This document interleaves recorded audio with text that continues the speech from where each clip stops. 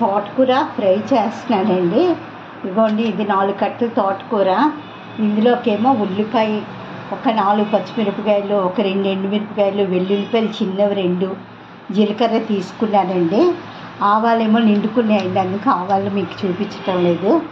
అందుకే మన ఇంట్లో వస్తువు ఏదైనా లేనప్పుడు నిండుకునే అన్నాలు లేదు అన్నమాట అనకూడదు.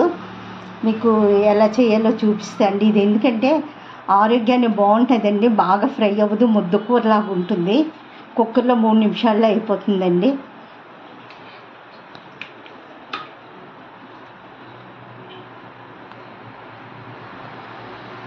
ఆయిల్ కడిగాక కొంచెం వేసానండి, 2 టేబుల్ స్పూన్లు ఆయిల్ వేసాను.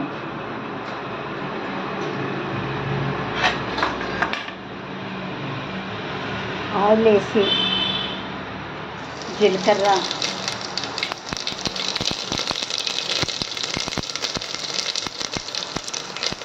పచ్చిమిరపకాయలు, వెల్లుల్లిపాయలు ఉల్లిపాయలు అన్నీ వేసుకోండి.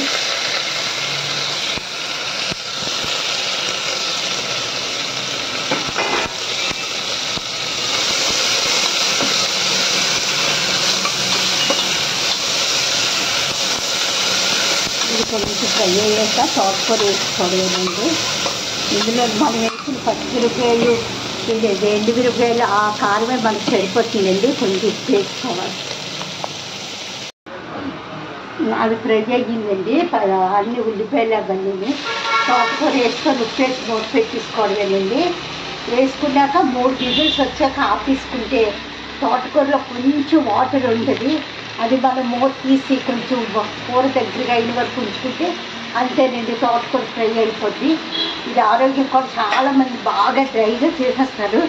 దానికనే ఇది చాలా మంచిదండి.